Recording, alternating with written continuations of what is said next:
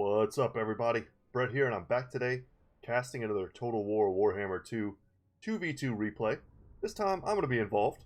It's me, Good Talk Gaming, and my ally is going to be my friend Triari, playing as Bordalo. I'm, of course, going to be playing as Arguelin, Durthu. I had a hankering to play some Durthu, and we're going to be up against some Dwarves and High Elves as allies. Not a pairing you get to see very often together, but they do work well together. They really cover each other's weaknesses very well. So the reason basically I wanted to do this game was because I was watching, let's go ahead and slow-mo. I was watching, there we go, some Italian Spartacus lore videos. I'm sure if you're familiar with my channel, you've probably seen his already. And he was talking about Durthu, and I was like, man, I've got to come. I got to get online and play some Durthu. So here he is, the man himself, the tree man himself. Guys, if you haven't noticed yet, the beautiful quality of the graphics here, I've got everything turned up to ultra. I am on my new rig, and it's amazing. We've got organ guns firing off the top. Let's go ahead and get the unit card out. That way we can see what's what. So, front line of peasants. Excellent chaff units. A back line with 4 trebuchets being protected each by spearmen at arms. Guys, I'm so excited. We can finally do slow-mos, close-ups. Everything I've ever wanted to do for my series, we can do it now. I'm going to get a little bit better at doing it and using it. But for the moment, I'm just enjoying the kind of grandiose spectacle of ultra settings graphics. And it's making me feel pretty good. So, we've got a damsel with the lore of beasts. And that's kind of it for the foot army here in the center that I'm going to be doing my best to support. Up in the air, though, we have the man himself, the Duke of Bordalo, Alberic. And he's got a lot of his standard stuff. He took most of his abilities. He's got the Spirit of the Tempest, which gives charge bonus and speed. He's got the Braid of Bordalo, which gives a bonus versus large and leadership, which is great for the Hippogriff Knights. Going to give them that bonus versus large. Not super relevant versus the Dwarves, but it may be a bit relevant here when you see what their target's going to be. And the Heroic Killing Blow for armor piercing and the Wrath of Manon is going to give him that tidal wave. Let's see if he hits anyone with this battle. So, he also has a set of, a matching pair, if you will, of Grail Knights out on the flanks, hidden in the forest. Pretty good idea to do that because Dwarven artillery will tear them to pieces before they ever get a chance to engage. And he's going to be using them on this flank. And little did we know at the time that Thorgrim, the High King himself, was hiding. Once he started to move, we could see him. He is a large target. So, as soon as he started moving, he realized his position was untenable. Not sure what he was doing way out in this flank anyway. It's kind of a strange position for him. Normally, you kind of want him in the center of your formation, using his buffs and debuffs to kind of help you win that frontline battle. But he's got 3 groups of Longbeards holding the flank. He's got a group of Dwarf Warriors here, probably looking just to take the charge, to be honest. Some Silver Helms here for the High Elves, and just a huge, solid front line. Oh, check that out. The Arrow of Kurnos going off, killing 7 hammers. Yeah, that's a nice payoff for that ability. Hammers are very elite tier Dwarven infantry. But more Longbeards with great weapons mixed in. Miners to kind of augment the front line. The White Lions here are going to be doing great work versus my infantry for sure. And peasant mobs, they'll just cut through them all day long. Take a second to kind of admire their models. And as the trebuchets rain fire, the Eagle Claw bolt throwers for the High Elves are counter skirmishing, as is the organ gun. This hill position definitely favors our opponents. However, there's a lot of weird line of sight issues, and that's going to come into play pretty heavily when you consider the Thunderers. Look how short these guys are. Like, they have very little line of sight, especially this group here. Like, they actually have a crest, a small crest in front of them. And just like, much like in Tabletop, which I never got a chance to play myself, but I am aware of some of the rules. Like, you've got to have line of sight. You can't just, place your guy at the bottom of a hill and say he can shoot people on the other side. That's just not how that works. So, just like that, whenever you place a handgun unit in a Total War game, you're going to want to make sure that you place them in such a way that they can actually shoot. So, as much of an advantage as this hill could have been, it ended up being a bit of a detriment for the Dowie this battle. So, Slayers here in the back to guard. The High Elf player is being very cautious, perhaps protecting himself against any type of Wild Rider shenanigans, vanguarded deployed units.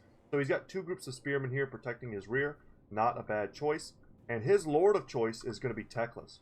So Teclis is going to be here on the leftmost flank, our leftmost flank, and he's going to be supporting the Fireborn. Excellent unit. They do fire damage. They have heavy armor. They have anti-large.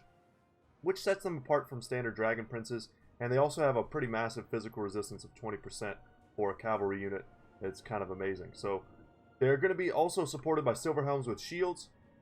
2 groups here, and they're going to be doing their best to get into our back line and shut it down. Teclis, of course, has his healing. He has Enfeebling Foe, which he's going to be using quite a bit. He has his Potion of Troy, I think is how you pronounce it. And that gives him healing himself, makes him pretty tanky for a little while, but resets his cooldowns. So last but not least, before everything goes super crazy, I'll start talking about my build. So I've got a front line of Eternal Guards, no shields. They have decent armor piercing values, they're cheap, and they're going to do a pretty good job at fighting their High Elf Aesir cousins, and doing a good job also versus Dwarf Warriors. They won't trade so well versus Longbeards, but they hold for a long time. They have great leadership. And I've got 4 of those standard, and then also the Winter Heart Guards. So these guys are unbreakable. They have an encouragement aura. They'll keep other Eternal Guards fighting, and they're pretty sweet. These guys have the silver shields. They're anti-large, charge defense against large. So it kind of sucks that I'm charging with them as opposed to receiving a charge. But you got to do what you got to do. We've got to shut down these organ guns. I was very concerned about the Thunderers. So Triari and I are moving up in conjunction. We're going to be also firing on the foe pretty soon here. I've got 3 groups of Starfire Shafts. 1 group of the... Let's see if we can hover over them. Here's the banner. The Hagbane Tip Glade Guard. So I like to mix in 1 unit with poison, and then just give the rest the armor piercing. So I'll use the poison to focus down a high priority target, you know, give them those debuffs, and then try and burst someone down with the actual armor piercing values of the Glade Guard with Starfire Shafts. So we'll see what kind of damage they can do. They're firing at White Lions, I believe, right now. Maybe they'll start shooting at, you know, Longbeards with great weapons in a second. But the White Lions, though they appear not to be shielded, they are in fact shielded with their Lion Cloak. So they do have missile resistance of 30%. So in reality, these guys are shielded infantry. So that's something that's important to remember. I've got a Waystalker here out on the corner who's already made some small impact on this game, up to 8 kills. And I have 2 groups of Hawk Riders in the sky that are going to be taking kind of a rear position here in case I need to rear charge. But for the moment, I was hoping to use them to shoot in to these clumped up Longbeards. But Triari's going to go pretty damn deep trying to snipe out Thorgrim with Alberic. And that's not a bad strategy. He's got the armor piercing he needs, the anti-large. And the Royal Hippogriff Knights are great at support. But without any real healing here, he's going to have a hard time, you know, getting his value and staying in a pit fight versus that many Longbeards. So, the Rohirrim rides from the left flank, and they're going to be here very soon. I, of course, see them coming. I try and pull the Firebark Elders. These guys are kind of a cool pick. Let's go ahead and pause it before the action really gets underway. They're a cool pick. They have high physical resistance, 20%, 80 armor, great melee defense of 66. These guys are absolute tanks. But the big thing about them is that they apply the Wildfire Aura. So 25% flame resistance, going to give them some protection versus the Fireborn. Going to make Durthu very, you know, resilient also versus fire damage, which is definitely one of his weaknesses. They also cause fear or immune to psychology. I've got a Branch Wraith with healing and Melkoth Mystifying Miasma. He also has a Scroll of Shielding in case I find myself getting sniped out in a certain scenario. The Organ Gun I think right now seems to be trained on Durthu, but with the amount of healing that I have, we should be fine. And Durthu himself is kind of the main event this battle. And he's going to struggle to find a home. He's not the fastest boy on the battlefield, but when he gets into combat, when he finally gets into combat, oh my god, look. We can actually see the bullets or the actual rounds being fired from the organ gun. That's amazing. Guys, I'm in love with my new computer. I'm so excited. But some of the key things I have on Durthu here, aside from his spells, he has Flock of Doom, and he also has Pan's Impenetrable Pelt for extra physical resistance where needed. Lamentation of Despair is really good versus a single unit. You just want to blast someone in the face with these powerful magic missiles from really close. And the Sword of Daith, which lowers armor and does a ton of damage in an AoE around him. He also, of course, has Frenzy. So, Durthu is an absolute monster. Without any further ado, guys, let's get this battle underway. The High Elves seek to get into the background. At this point, I'm pretty sure I'm motioning to Triari to defend his trebuchets. You know, to put these Spearmen at Arms in some sort of position to stop the charges. Durthu and company is not going to be fast enough to intercept the Silver Helms. I use a Melkoth to try and slow them. I've also got the poison on them. So lots of slowing effects stacking. And despite their shields, they're going to get gunned down pretty heavily. Over here, there's a huge pit fight. Alberic pops the heroic killing blow and rally, and the Hippogriff Knights are going to wade into combat. They're going to do great versus the Longbeards. I mean, they have huge armor piercing, weapon strength, but there's just so many dwarves here, and the High King just doesn't buckle. You see how much damage they've already taken. And they're going to be taking some fire from the Eagle Claw bolt throwers. Really nice that they are providing that overwatch. But through the forest, a lot of their missiles are going to hit the trees, and they're not going to really have a chance to do anything. Triori asked that I engage with my Hawk Riders in melee, and it's not a bad choice. The Hawk Riders in melee have great armor piercing, good mass, but once they're engaged in melee, you have to be able to get them out, and that's not something that's easy to do. The Grail Knights have gotten into combat, and unfortunately they're being countered by Slayers, who are, trying to push their way through these Longbeards. If they stay in combat for much longer, they're going to take a ton of damage. You can see here they haven't gotten a single kill yet on either group off the charge, but they're taking a ton of damage. And some of them are pulling out. We've got the Silver Helms in the backfield. They're trying to shut down my Glade Guard, but a Scroll of Shielding is going to save them from the worst of the damage. And as they cycle through from one unit to the next, which is a strategy I highly recommend, I'm turning my units in unison to fire against them. So at some point, they're going to have their back to somebody, and their shields are not going to be useful in that scenario. The Fireborn being used to shut down the Trebuchets, very good use of them, but there are so many Spearmen at Arms here that Triori is going to be able to drive them off. That's not a fight they really want to take. And here we got the Flaming Sword of Ruins, going to help them to cut through my Glade Guard. But the front line is being held up nicely. If we had to deal with all of this harassment, if, Thorgrim's contingents of Dwarf Warriors and Longbeards were able to flood into the back line, we would be shut down completely. But Triori's dive, my dive, and with our flying units really stopped this flank. And that let us have enough tools on this flank here to deal with the incursions of cavalry that we're currently trying to put to rest. And our front line just holding. The peasants of Bretonnia mixed in with the Eternal Guard. You can see just how heavily overwhelmed they are. The Hammerers in here are going to be devastating versus the Eternal Guard. They're not going to be able to hold forever, but their leadership is such that they hold generally until they're nearly spent, which is what we need. We're holding back this huge tide of infantry on the top of this hill, which is kind of blocking up these Thunderer units, this Organ Gun unit, which is rallied. They don't have a line of sight, and they're having difficulty finding a home in this type of melee. They really need to get on the other side of this hill to shoot at us. So Durthu and the Branch Wraith and the Firebark Elders, I thought about trying to get them into melee, but there's a blob here, and a nice Amber Spear from Triari's Damsel with the Lore of Beasts is going off. Curse of Onrare as well on the Fireborn, going to be lowering their melee attack. And yeah, the Grail Knights is going to give them a much better chance to win. I cast an upgraded Earthblood from my Branch Wraith to try and help out Triari in this fight. And the Trebuchets are just focused heavily on this giant blob of Dwarven units that's coming in. I've got all of my rallying archers. My Glade Guard are going to be shooting into this as well. Teclis is getting dumpstered by a combination of Grail Knights, Royal Hippogriff Knights, and without his Potion of Troy being popped, he's going to be very vulnerable to that type of focus fire.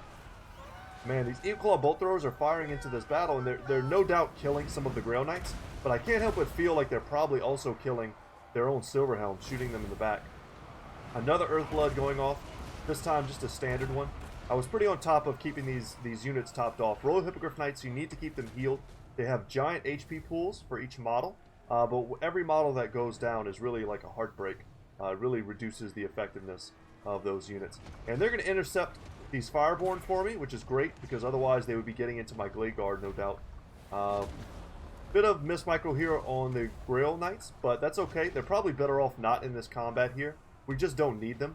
The Firebark Elders, plus the Branch Wraith and Durthu, Lamentation going off there, blasting them in the face. It's going to be more than enough to crush them. My Waystalker up to 54 kills. He's been fighting in melee for a minute here, but he's gotten off several of his magic missile attacks, killed lots of high-value targets, and he's one of those one-off units that I always like to bring in my armies. One of my Hawk Riders was driven off the battlefield, unfortunately broke right next to the edge of the battlefield and was driven off with, almost 20 units intact. Going to be sending them in here to try and counter the Silverhelm's charge. And on the charge, it's great because they get their charge bonus and the Silverhelms do not. So I thought it was a pretty likely thing that we would be able to break them on the charge there, and they wouldn't be able to counter it. Thunder is finally moving into action. They still got a great deal of their ammunition left. We've managed to break that first group of High Elf Cavalry, and most of the Dwarven units are broken and kind of rallying now. The High King taking kind of a perch position, but he's going to be wanting to engage here. Durthu is going to start stomping on these High Elf Spearmen, and I cast a Flock of Doom with him. It's not overcast, so I'm not going to get those great armor-piercing values, but it will do some damage. I mean, it does something. The dwarves are naturally resistant to magic more so than any other race, so, you know, I saw a huge blob. I decided to cast something. I think it was pretty worth it. The trebuchets are firing point blank, 92 kills here, and what I'm trying to do right now is get a Sword of Date. Another Lamentation tearing into the flanks of those dwarves, and they are having a terrible day, unsupported as they are. Hippogriff Knights coming in from the flank, so I'm going to try and get in here as much in the center as possible, and then you're going to see the Sword of Date pop. They're going to lower their armor by 30 on all the dwarves, and they're just going to take a ton of damage. And if we hover over Durthu here, we can go ahead and get like a cinematic view. The dwarves are just dying left and right. Thorgrim arrives, but too late to help. And let's check Durthu's kills now. Almost up to 200. There's still so much left for our opponents. There are healthy White Lions. The Eagle Claw bolt throwers are out of ammunition, though. And that big core of Dawi infantry is gone. And Thorgrim is going to be surrounded and beaten on. The Curse of Anraer lowering his speed and melee attack. He has no chance of getting out. And all of that weapon strength is going to be brought to bear against him. Instead of rushing forward with the Dwarven infantry, had they perhaps fallen back to a secondary position and consolidated their forces again, we would have found ourselves with a much, hardier resistance. Instead, Thorgrim charges in, gets surrounded. His infantry is broken so quickly, I'm sure he didn't expect that. And check out these spearmen getting kind of shot to pieces as they charge in. And I think that's going to be it. That's going to be, army losses. Thorgrim shatters. Everything else goes afterwards. Teclis and Thorgrim both fall at this battle. So this was a fun one, guys. I felt very thematic playing as Durthu and just stomping dwarves. He hates them so much in the lore for cutting down his forests and burning his tree friends. But the Winterheart Guard held excellently in the front line. They really do buff your Eternal Guard with that encouragement aura. It's as if they're fighting next to a hero unit, and it makes them, really get their value. And they were really punching above their weight class, fighting units like White Lions, who are almost twice as expensive as they are, and made to kill units like them. So that just shows you the value I was able to generate from them. And not bad kills also on my my Glade Guard. I thought they did great this game. I was constantly rallying them and bringing them back to the troops to help support. But if I could change anything, Hawk Riders are one of my pet units for the Wood Elves. I love bringing them and trying to make them work. I love getting rear charges with them and using that fear bomb with, the rear charge mechanic with the armor piercing to just instantly shatter units. But, being forced to use them in melee there against the dwarves, which was definitely the right call, I think. Triari asking me to, support his hippogriffs and Alberic, who at that moment were taking a ton of return damage. It probably looked very scary for them. And without any type of healing from the Bretonnians, relying basically on my branch wraith to get that work done, he was definitely in danger of losing some models. So me throwing away, one group of Hawk Riders, which was definitely this healthy unit here, so that he could disengage with his hippogriffs and Alberic, was definitely the right call. I regretted losing them, but I was ultimately able to make one of them have some value this battle, but not as much as I normally would like. And the Firebark Elders is kind of a niche pick. I like them against the Dwarves, who do sometimes against the Wood Elves bring things like Flame Cannons and Iron Drakes. You'll also see, they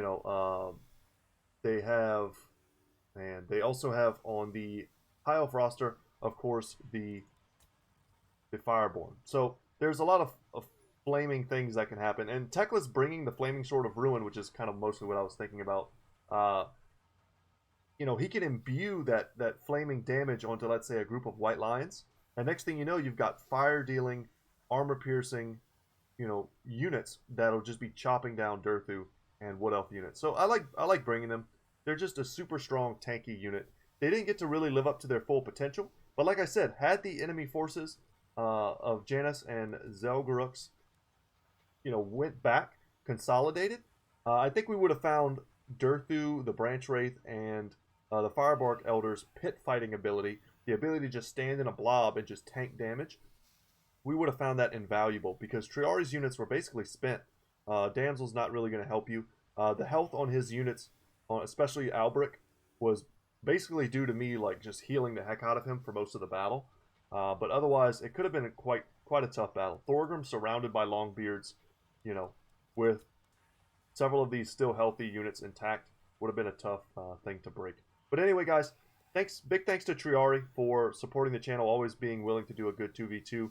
He's also the person who helped create the Discord, and if you ever see him in there, feel free to say hi, and thank you to him.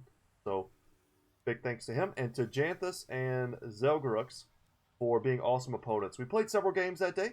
This was kind of like a best of 3, and this was the first one, I believe, that we played, and it was super fun. So, yep, that's it for me, guys. Thank you so much for watching. Once again, my name is Brett. My channel is Good Talk Gaming. Oh, yeah. Oh, man. How could I not talk about it? So, real quick, the DLC, guys. I'm super stoked. As I mentioned previously, I'm playing on my new computer. My computer can handle anything. I'm so happy. I'm going to make a video about it soon. Just kind of showing off the rig and my setup. The original video I made just showing the beginnings of my office. And I had all the computer components, scattered around in boxes. And I was getting ready to start putting it together. Everything is done. I can finally do streaming. I can do streaming with Total War Warhammer 2's campaigns. So look forward. Right now, I'm leaning towards a Nakai playthrough. I could have my mind changed, and honestly, there's no reason why I can't do multiple campaigns. I might do one as a YouTube series and one as a stream series. It's kind of where I'm thinking about right now. But I hope you guys join me for that. I'm pretty good at campaign. I like to play on, very hard, essentially. And that's kind of my level of difficulty that I enjoy. But if you like that type of content, if you want to see some good multiplayer battles, I do plenty of that on my channel. So consider subscribing if you haven't already. I appreciate that sort of thing. And I hope you're as hyped for the new DLC as I am. Because boy, am I hyped. Dread Saurians, I can't wait. I'm so curious how much they cost. I just want all the details right now. And as they come in, if you've been enjoying my my news update videos, so you can just sit back and relax and let me talk about the stuff. You don't have to read and go on the website, especially if you're at work or something. Yeah, just look forward to that. I've got more of those coming as they trickle down more and more information. So I hope you join me for those as well. But without any further ado, guys, thank you so much for watching. Once again, my name is Brett. My channel is Good Talk Gaming. And as always, I will see you in the next one. Take care, y'all.